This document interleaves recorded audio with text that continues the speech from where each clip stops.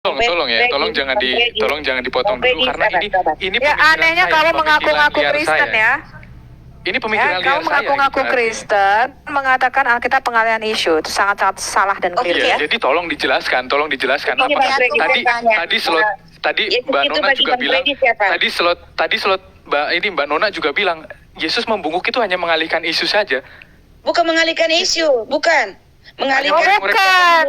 Yesus itu menulis, itu menandakan gesture ketika dia menuliskan 10 hukum Taurat di Gunung Sinai, perintah jangan berzina.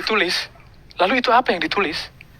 Loh, memang yang ditulis kita tidak tahu apa, tetapi gesture bahwa dia menulis itu bukan di tanah ya, tapi di batu. Itu sama seperti ketika Tuhan menuliskan 10 perintah Taurat di batu. Di Yohanes 8 ayat 8, ini tertulis di tanah, bukan di batu. Ini enggak, di tanah. di batu. Mohon dibaca lagi. Bukan di tanah. Bahasa aslinya di batu. Pak, saya tahu Alkitab saya. Di batu. Itu di bait suci dia menulis ya. Tolong dibaca Yohanes 8 ayat 8. Apakah saya salah? Coba dibaca lagi deh. Pak, ayat 8. Di tanah itu, di lantai itu bukan berarti tanah seperti tanah liat yang Anda bayangkan. Di tanah itu, di lantai itu pada waktu dia menulis itu di bait suci, itu lantainya batu, ya, karena Pak. Ini konteksnya di Bukit Zaitun, bukan di bait suci. Yohanes 8 baca lagi deh, Bapak baca lagi deh ya. Sepertinya Anda yang harus baca lagi deh. Karena saya sudah baca. Karena memang tertulis ini di atas Mana tanah. yang dikatakan Bukit Zaitun di situ? Ayat berapa yang mengatakan Yesus di Bukit Zaitun? Tetapi Yesus pergi ke Bukit Zaitun, ayat 1. Yohanes 8 ayat 1. Tetapi Yesus pergi ke Bukit Zaitun. Ini Bukit Zaitun. Ya, ayat kedua di Bait Allah kan, Pak? Pak, Bapak jangan bodoh ya. Bukit Zaitun itu sebelah timurnya Bait Allah. Tuh lihat tuh, pagi-pagi benar ia berada lagi di Bait Allah. Aduh, orang bodoh macam ini ya ampun. Jadi setelah Yesus pergi, apa yang ditulis? Bukan. Yang ditulis itu kita memang tidak tahu apa, tetapi gesture menunjukkan ketika orang itu ditangkap berzina, itu sangat penting. Itu menunjukkan bahwa dialah yang menuliskan 10 hukum Taurat jangan berzina. Ngerti kamu? Apa yang ditulis? Kenapa tidak dijelaskan di sini? Apakah itu setidak penting itu sehingga tidak dijelaskan apa yang ditulis? Kamu tahu nggak ketika satu-satunya tempat di mana Allah menuliskan dengan jarinya itu adalah 10 perintah Allah di Bukit Sinai. Kamu tahu nggak perintah 10 perintah Allah jangan berzina salah satunya? Ketika orang itu membawa wanita yang kedapatan berzina, Yesus 2 kali membungkuk. Artinya 2 kali dia menulis. Di dalam perjanjian lama kita sebentar. Ya, di dalam perjanjian lama kita Tuhan 2 kali menulis. Sudahlah. Begini Pak Ya jelas kamu salah ya, bukan di Bukit Zaitun, tapi di Bait Allah. Itu lantainya terbuat dari batu. Tolong dijelaskan. Saya hanya menanyakan. Saya jelaskan kok potong-potong. Jangan satu-satu apa yang ayat. ditulis gitu. Coba apa yang ditulis? Pak Ferdi, begini Pak Ferdi. Sudah dijawab. Sudah saya jawab ya, di dalam perjanjian lama ada 2 kali Tuhan menuliskan dengan jarinya, yaitu 10 perintah Allah di 2 loh batu. 2 kali Tuhan nulis.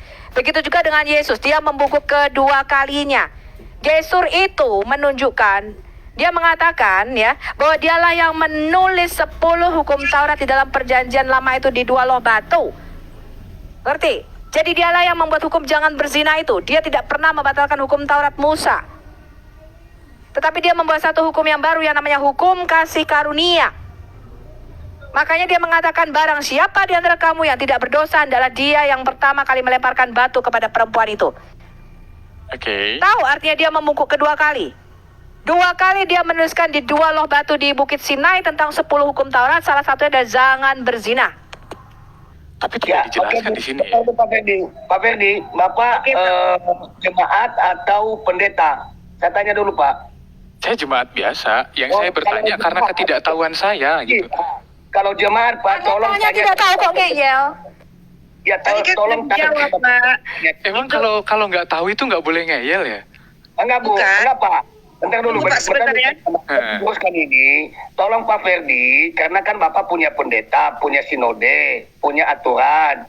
Silakan tanya sama Pak Pendetanya. Pasti Pak Pendetanya tahu jawabannya. Kenapa saya bertanya seperti ini? Karena saya tanya ke pendeta saya, jawabannya juga sama seperti Anda semua. Oke Pak.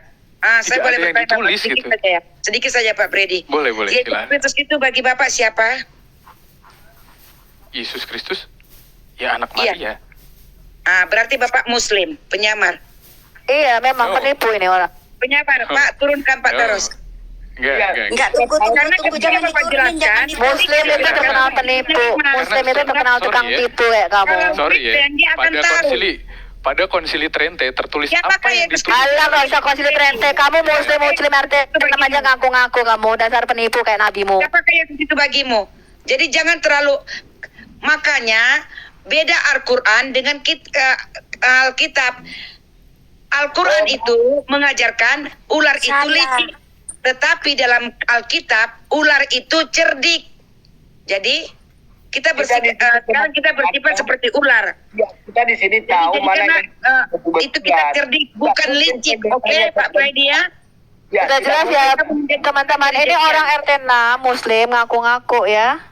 Ya, kita udah tahu. Makanya saya tanya tadi karena kan dia tidak mengerti, tidak mungkin Jangan pendetanya karena dihalalkan berbohong dalam 3 hal, kamu halalkan semua. Kristen tidak mengajarkan dusta, oke? Walau kecil besar tidak diajarkan dusta. Jangan kamu mempermalukan panutanmu, oke?